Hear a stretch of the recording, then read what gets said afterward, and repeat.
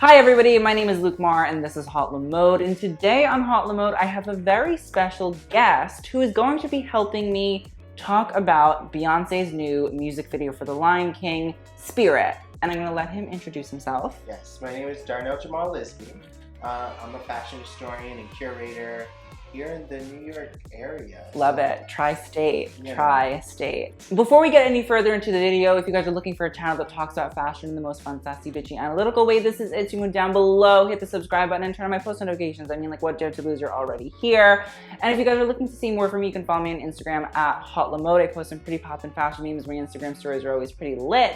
And also, I'm going to have Darnell plug his Instagram. Yes. Follow me at Darnell Jamal. Honestly, literally some of the best little cute Instagram caption fashion essays. Like, I read them all the time. They're very good. They're very strong. So as I said, we are going to be talking about Beyonce's Spirit video. I mean, it's probably one of the best music videos of 2019 so far. I mean, like, visually, it's absolutely stunning. There's so many beautiful colors. The landscape is absolutely gorgeous. Like, it's really beautifully done. And like, I don't even really understand so much of it, but I'm just like in awe, like, blah, blah, blah. It's so good.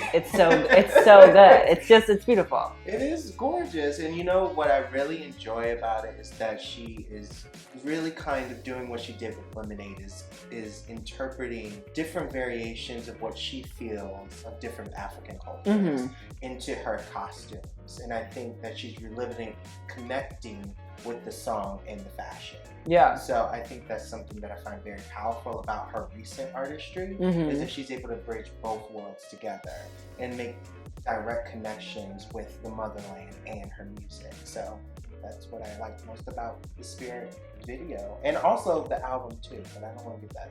Honestly, I just started listening to the album, and I don't remember exactly the song, but it's like something about like dad, and she always, whenever she like talks about her dad in a song, it's a fucking bomb. So exactly yeah, it's very good. It's like Find Your Way Back Home or something. Yeah. I was like, yes, that one is good. It's lit, and I've been screaming Spirit, like Spirit. So we're good. We're living. Doing it quietly in my bathroom. Me. Me. Love it. So we're gonna get into all of the looks. We're gonna talk about them. We have all of the designers. We have, you know, just some contextual things to discuss. Because I mean, like, as you said, Beyonce videos are like always full of like this artistry, and you're talking about like connecting to the motherland, which is like all of these different African tribes and, you know, styles and characteristics and aesthetics that come from there. And there's so much to like unpack. So let's just get into it. I'm so excited. So the first look is Valentino. I believe it is from the Spring Summer 2019 collection. It's look 61. I've had to like memorize it now. In reality, from that collection, it probably wasn't the strongest look necessarily, but like not in person. Yeah, not on the web. But Beyonce like brought it out and like made her a star. I mean, from what I know from that collection, Pure Palo was heavily inspired by African American magazines like Jet and Ebony, and essentially started to really like bring those bright colors. And the majority of the models, I believe, were models of color as well, which was a huge part of Jet and Ebony's history. It's kind of a perfect collection to pull from. It is, and she actually pulled from this, I believe, for the Everything Is Love on tour. She wore a gown that Adu Kesh. Oh, so this is very reminiscent of like Beyonce's entire history in terms of her onstage style. Is that she gets asphyxiated on like one particular collection to draw inspiration from, as well as to reinterpret in her videos or her other platforms that she's performing on.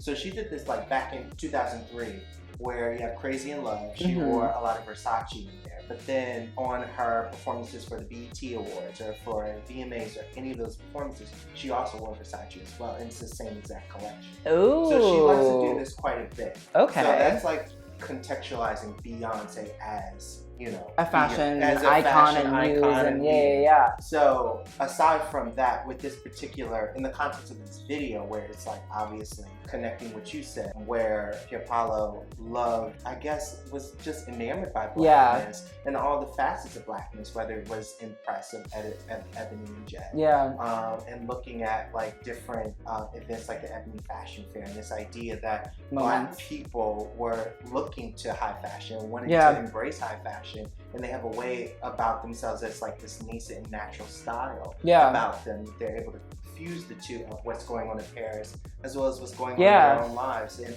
I think Beyonce is really kind of facilitating this through the video. And I also think it's really very interesting because it's actually probably the only like high fashion established house in terms of like big brands that is actually in the video, which is just also like, it's very interesting that Valentino is the one brand that Zarina Akers, who we also should like Zarina, shout out to you, girl. 100%. So if you guys do not know, Zarina Akers is a stylist and worked on this whole music video, and she's been working with Beyonce for quite some time because I found like Beyonce like the queen, and then you have all of her court. So she's in the court of stylists when it came to the Everything Is Love and the Ape Shit video, as well as she did Ape Shit. That's why it's good. That's why it's so good. Okay, that makes sense. Perfect. As well as Everything Is Love, and then she also styles Beyonce on red carpets and like for instance when she wore that Bamako Couture. Okay, all right, Zarina. We got to talk about that one. Zarina covers all the bases. But then I'm assuming that she probably also did that beautiful Marine Serre full crescent moon bodysuit. Yeah. So like that makes up for it, and everybody's winning. So life is good, and I'm not upset. So Zarina's everywhere, but I will say with this Valentino gown, because I find that Pier Paolo has really kind of elevated the brand into this kind of high art realm, even though Valentino has always been, it's kind of taken another level. I think Pier Paolo is probably like one of the strongest contenders in the fashion. Like he is probably one of the leaders currently in the industry. It is, and it's like when you see his gowns, it looks like a piece of art, and I feel like Beyonce wearing it is embodying this idea that she is as valued as the high art that you typically see in like a museum or something. It's true. Beautiful.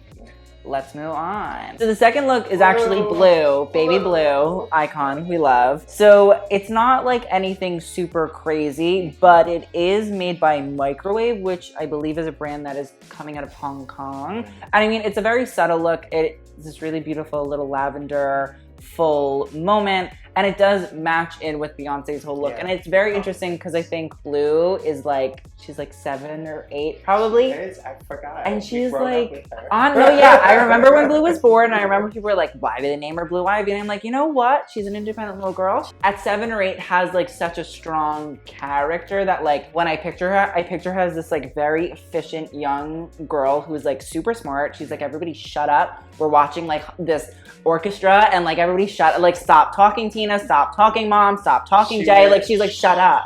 Like, yeah, exactly. She's like so, and so I'm so happy that she's like being featured a lot in this kind of stuff. And so she just has this cute little lavender moment. And a wig. That is a wig. Ew. That is not her hair. That cannot be her hair, because if you look real close, you know. It's like little orange moment. Oh, okay. That is not her hair. Okay. That can't be her hair. Now, if I'm wrong, I do apologize, Blue. Please do not send the bodyguards out on you. Parkwood Entertainment, I'm sorry, I apologize, but it's a beautiful wig. It is, and I love that the fact, I mean, like, listen, I'm not Brad Mondo, but the hair was also like so gorgeous throughout the video. Oh, absolutely. That's always essential to understanding blackness is through hair. It's true. So Beyonce's definitely like easily making those connections. Yeah. So. It's brilliant. The third look, it's this really beautiful blue, like hooded, honestly like bodycon gown. I couldn't find the credits on it. I don't know who made it. It's on all the sites, and they keep on saying like the same description. It's blue. And like Beyonce.fashion on Instagram couldn't find it. So I was like, if they can't find it, I feel like I'm in the safe space. But it's actually a shame because it's a really beautiful gown. I'm obsessed with the hooded moment. Honestly, it's giving me very like Pat Cleveland vibes. Like it's I don't know where I feel like I've seen Pat Cleveland with a hood. Where you're alluding to, it reminds me of Pat Cleveland and Stephen Burrows. And Stephen Burrows did a lot of Jersey knitwear gowns, and Pat Cleveland was his. And you would see a lot of those kind of photos with Pat Cleveland wearing these kind of effortless dresses, Jersey, and they're colorful and they're poignant. And that maybe, I don't know if that was the direct inspiration for this gown, but I can see those connections. Yeah. If you're making an argument for blackness being shown within the spirit. Yeah. Honestly, it's just such a gorgeous gown that like fits her so beautifully. It is. And then the bangles themselves. Yeah. I feel, last year I was traveling and, on a grant. Shout out to FIT. Gave it to me. Shout out to FIT. I had the opportunity of actually going to South Africa, and they had different institutions that were dedicated to African art in various cultures and dress. And I felt like the bangles, so when I saw them, it drew my mind to the Akan culture in Ghana and the Ashanti people. Okay. And they are well known across Africa for their association with gold and their different manipulations of gold in jewelry and accessories and adornment. Not the singer. Not the singer. Everything that's gold and all the bangles. Oh, okay, yeah. Being associated with them. Oh, 100%. That's something that's very strong within the region, because for hundreds, thousands of years in West Africa, they have huge gold reserves. Okay. And so that's the people definitely use that as a form of currency. Yeah. And I feel like the bangles also is something that was like very constant throughout. Like, it's very subtle in certain places, but no, it does feel like something that she really was like having as a constant. It's romanticizing. Beyonce does not, I don't want to say romanticizing in a negative way. We have certain interpretations of Africa living in the Western world, and a lot of entertainers and people use that to their advantage to try to get their message across. And I don't think that's wrong. No, and I don't think that's wrong. I do feel like, since a lot of African Americans don't necessarily have, like, America's never really provided a place that is like given African Americans inspiration. It's so interesting, and so it just makes sense that Africa would be a place where there is this romanticized beauty and love and adornment of it.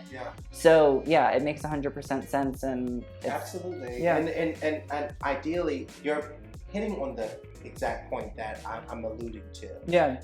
African Americans, obviously, we didn't come here on cruise boats. We came here in chains and shackles. And so there was a history of plantation owners basically getting rid of our culture so that we wouldn't know about what was going on, where we came from. Therefore, after you have descendants and descendants of the slaves coming into being, essentially they have no connection to Africa. Therefore, they don't know where they come from. They don't know their culture. Therefore, they can only take from what they can see and try to make something of their own. Hence, you have, hip hop. Hence, you have jazz. Hence, you have blues. You have all these genres. You have, our own style that's kind of created and emerges in 19th and then the 20th century. So, I think that Beyonce incorporating all of these influences is something that is in a lineage of what African Americans have been doing essentially since the 19th century. So look number 4 is a Tongoro Studio Bamako suit. I don't know all that much about Tongoro Studio. Bamako is the capital of Mali. What I really enjoyed about that entire ensemble was that it was inspired, I think, in my opinion, from Mali mud cloth. Well, first they used a lot of raffia and cotton in that part of West Africa because that's their native plant. So after they have harvested and as well as obviously rounded it down, made the yarn, and then they weave it into these different strips, and it's long strips, and that's what they call like strip woven cloth. And then they weave the strips together, and then at that point there's an entire dyeing technique where they kind of crush, like it's like mud, and it's like a type of mortar where they use on top of the mud to kind of create all of the different patterns onto the mud cloth, and then they create the patterns with like a specific stencil. After the drying process, it creates this beautiful cloth. That and Mali mud cloth is something that is very strong in the African American community. Immediately when my mind went to it, because I grew up in the church. Shout out to my mom. Shout out to mom. Yeah, I grew up Baptist. A lot of our choirs, when we had special like Christmas play, Easter Sunday, the choir might like dress up in Molly Mudcloth, like reminiscent costumes. They have like the little hat, and they will all be in unison. And that was something that was very reminiscent of trying to facilitate a piece of who we think we were at the time. Obviously, a lot of us are descendants of West African peoples, specifically Mali. So that was just something that we'd like to incorporate within our culture and the African American culture. So Molly Mudcloth in that representation is you can see it a lot, specifically in churches, in choirs. If you see like the specific stance that she's in, with everybody like in unison, it almost looks like she's a part of a choir. The song itself is also almost like a gospel song, in a way. Like, and I mean, it's called Spirit, Holy Spirit. So that's where all these kind of connections that I feel like you can make if you were like writing a paper or trying to argue a point. I feel like that specific ensemble is very reminiscent of Molly Mudcloth, which is reinterpreted in African American culture, specifically in the church. Oh my God! Wow. Okay, love. Learning something new every single day. Next up is look number 5. From what I know, this is a pink gown by Shahar Avnet, and Shahar is a designer based in Tel Aviv. Now that there were like, I couldn't really tell at first if this was the same dress, but there are 2 different scenes. There's a scene in like a pink sort of like salt, like field, or and she's like laying down. And like it's different, like the hues look very different, and then she's sort of like in this big like plane, and she's just like walking around doing her thing. So Beyonce. I mean, it's a really, really beautiful gown. I'm interested by the fact that it's a young Israeli designer, Tel Aviv, and also like I think it's really interesting because I think the more and more that I just see like the designers that Zarina was pulling from, it's not like she could have easily just been like, I want this Dior look. And I mean, like the most recent Dior collection in Morocco, she could have been like, I'm just going to take all of this. And you know what? Ironically, she didn't take anything from that collection. She must have watched my video. She was like, fuck you.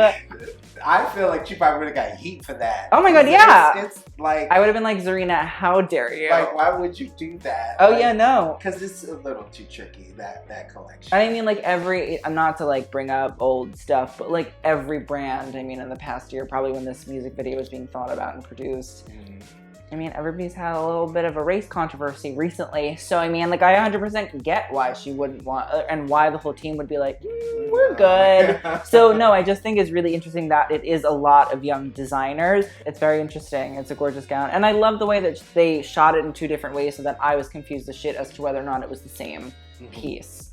But I also don't like have all that much to say about it. It's just pretty gown. I think it's beautiful. Okay, next up, look 6. This is my personal favorite because this is a Norma Kamali look. If you guys don't know who Norma Kamali is, she's one of the icons of American design. She came around in probably like the late 70s, early 80s. I was watching a video really recently of Norma Kamali wearing a dress in her own video, and essentially she said, when I designed this dress so that it was so versatile. So it's like a long sleeve sort of like jersey gown, and then she starts to like take the dress off, and she has it as like a 1 sleeve. She has it, then she takes it off, and she like throws the sleeves and ties them around. And so it's such like, her design is so versatile in a way that it's actually really, really amazing. And something that I noticed is this gown, which is Norma Kamali in this beautiful like green hue, is one of the only times that Beyonce really is like doing choreography, like dance, like moves. Besides that one in the blue. And then there's also that white, but like this to me is like, there's such a focus. I just thought like it's sportswear, like it's Norma Kamali, and I thought it was just a very interesting choice that this is one of the main sort of like dancing pieces is an American sportswear designer in like a jersey. Like Zarina and her get it. They just get it. They understand.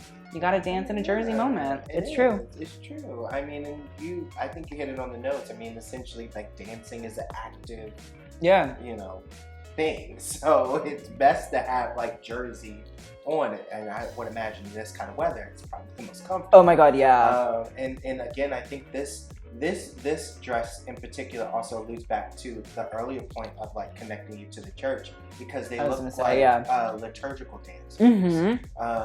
And so I think this is just kind of creating a continuity throughout the entire video with what she's trying to elicit in this spiritual message she's Yeah. trying to get across. I love it. Beautiful. Next up is a Deviant La Vie custom piece, which were all custom pieces. They're these really beautiful, like string sort of, almost like bondage, like rope tying sort of, that are like extremely intricate. Yeah. And the background is, you know, all of these women and Beyonce in a lake. It's really gorgeous. When I looked at this, it reminded me of the Massai People in Kenya. The Massai People are very much known for their huge necklaces and beading, and just these long chains. As well as their fabrics that are always draping and very colorful. Yeah. And they all have different meanings. It would take an entire class for me like to go through every meaning of every color, but sometimes it's just for this extension of beauty that they're trying to elicit in this show of style in their own culture. Yeah. But when I saw what Beyonce was wearing, immediately I thought this adornment that the Maasai would use. But then I also thought this is like, because Beyonce has a history of also connecting Western fashion and various African dress. When I saw this, it reminds me of like a lot of the art, like textile art that was made in the early 20th century. And by different textile artists that would just kind of use textiles in a way that was just for aesthetic pleasure. Not necessarily they were making something for, you know, people to consume. It was just, you know, just beautiful things just to create with fabric. And they would put it in different museums. So this definitely is like reminiscent of those two worlds colliding. I love it. So next up is look number 8, and I believe that this is a Maison Alexandrine full dress, which is a Brazilian brand, but also the face mask, which is amazing, and I believe made out of cowrie shells, is actually a custom piece by Laurel DeWitt. It is beautiful. This is otherworldly. It is. But this is just a gorgeous dress. It's a dress, so it's a bustier and a skirt. So I guess essentially it is a dress. So in terms of like the silhouette with the bustier, it's almost like an S-shaped corset. So Beyonce has really kind of interpreted this before. If you go back to 2013-14 with self-titled album and Partition, in the beginning, she's wearing that Christian Lacroix, like embroidered corset in the opening scene. That was inspired by the S-shaped corset. And here we have the same thing too. So the S-shaped corset was in high style towards the end of the 19th century, in 1890s, in the Edwardian period. And that was the tightest that the corset ever was. That makes sense. And it was so tight that women, their waists were almost inverted.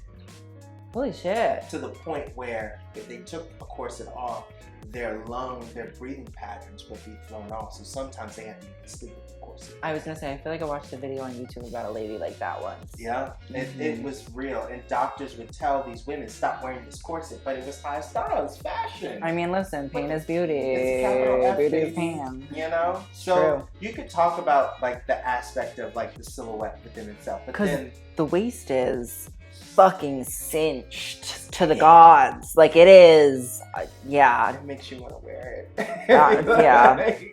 And then like the materials, the shells, that was a form of currency for the Kuba people in Central Africa and like the Congo. So like in that area, even not the Kuba people, but really a lot of the different peoples in Central Africa would use these shells as currency. They're like the little, like they're kind of like inverted and they have little like sharp little teeth. So they would use it as currency, and this is kind of symbolic of Beyonce eliciting these kind of messages of empowerment of like, look at me, I'm powerful, you can be powerful too.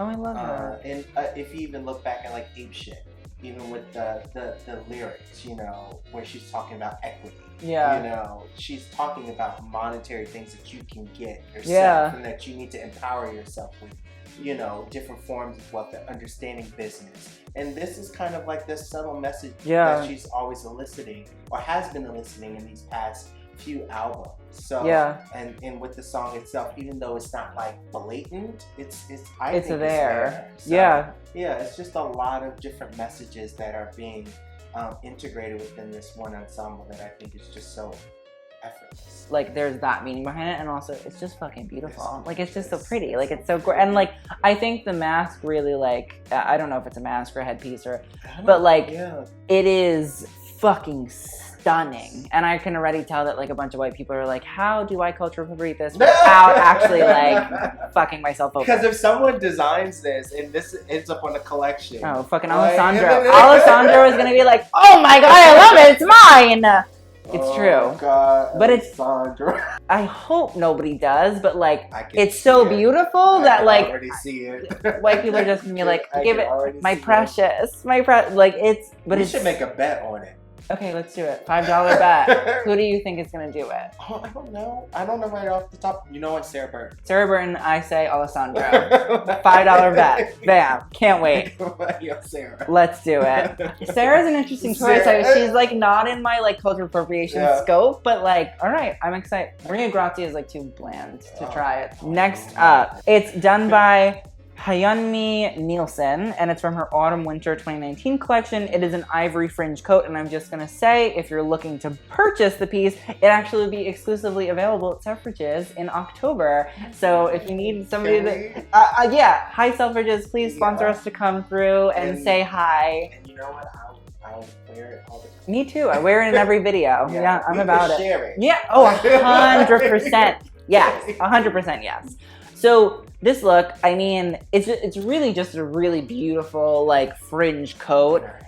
And that's the thing is like they incorporated the hairography of it, and so that Beyonce is like dancing and whipping her body and like moving, so that the fringe and her hair are like going at the same. It's I'm speechless. It's beautiful. I mean, it's fringe, and immediately my mind went to the Zulu people in South Africa, because the fringe, the white, I'm not sure what specific material that is, or if it's fur, or if it's like a type of hair or something.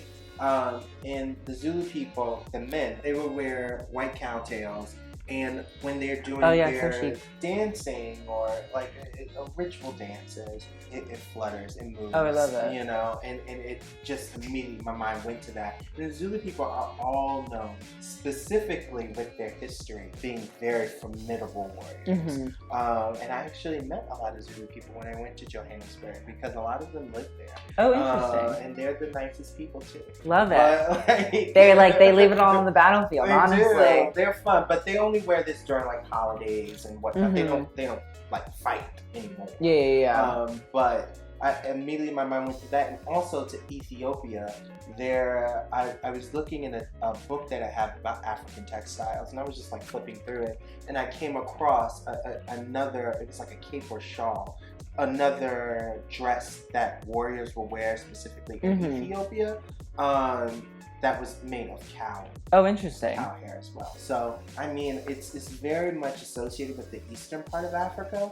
But again, this is Beyonce fusing a more romantic image of Africa, but in the best way, so that she can elicit these kind of messages of power or messages of empowerment. And, wealth and all of the celebrity status. It's just a lot of different things. It's amazing. Next up is a look. It's a custom bodysuit, all in beautiful blue fringe by Laurel DeWitt. From what I know, it's me. I mean, like, it's beautiful, and I love that she's not wearing shoes with it. I think it's just like a very like subtle detail, but like, and it's very similar to this like ivory fringe coat. It's different, but it is similar in the way that like it has a power and movement. Yeah, I agree 100%. I feel like this fringe bodysuit, you can make all like I could make references to different parts of Africa that she's interpreting from, but I feel like this bodysuit is like classic Beyonce. Beyonce was inspired, a lot of her style dating back to when Ty Hunter was her stylist. The inspiration was Tina Turner, and Tina Turner was always known for her fringe dresses. Okay. And Beyonce loved to kind of embody that power that Tina Turner always had when she was on stage. Love Tina. So I think this is just... She does this really amazing, like, I think we talk a lot about like Kim Kardashian and like her, like the body aesthetic, but like Beyonce does, in reality, she's kind of like, fuck Kim, like, I'm gonna take that back, I'm gonna bring it, but she does it in a way that is not, it's so natural, and like everything that she wears really just like naturally accentuates her body. I'm just kind of like, it's really... Well, you're saying something that's very key here, where it's just like everything like naturally accentuates your body. Yeah. And I feel like that goes back to her team and how much they pay close attention to detail. Yeah. And they demand a lot out of the designers that they pull from. See, there's this one video which I think it's very short. It's Beyonce's behind the scenes for the Formation World Tour, and Marnie is like kind of narrating the entire video. It's like 5 minutes. Yeah. She has an atelier downstairs below the stage. So when you see the stage and you go to the concert, there's an atelier downstairs to make sure that all the costumes they have the same what's it called, tights that are dyed for each dancer's skin tone. Because obviously all the dancers are different skin tones. Yeah. And they want it to blend in, and then make sure that they have somebody to put darts in Beyonce's costume just in case, you know, she needs to stretch a little bit more. It's an entire atelier behind there working to make sure that the costumes are together. So they demand a lot from the designers. So you saying that it accentuates your body, it better. Yeah, it's true. It's very And I think like even just talking about like we're moving on to the 11th look, which is the Solace London look. Yeah. And I mean in reality it's another custom look, and I think personally a lot of these looks are probably custom because of Beyonce's body type, just because I don't think designers necessarily dress women that are essentially curvy. A lot of their samples are going to be a size 0. Like, so everything is going to be custom, but you're right about the way that it really does demand a brand and a designer, specifically somebody who's actually creating this custom look, to really like be on their shit and understand what the fuck they're doing, because otherwise you can't execute these looks in that way. No, they can't, and it's just quite amazing how much they want to make sure. I don't know. It's just quite baffling in my mind, because you see these designers who try to set these standards of saying we're going to create fashion. Then you have Beyonce who's here like no. You're going to create it for me. So I think that's quite the juxtaposition. It's true. And I think like this final look, it's beautiful. I think the neckline is like the plunging, like the boobs are out. They look so good. Like they look beautiful. Honestly, like so beautiful. And then I think like the pleating down the front is really, really subtle, and it's very, very gorgeous. And very rarely am I like, oh yeah, pleating over your vagina works. Beyonce makes it work. She is laying down too. Like, yeah.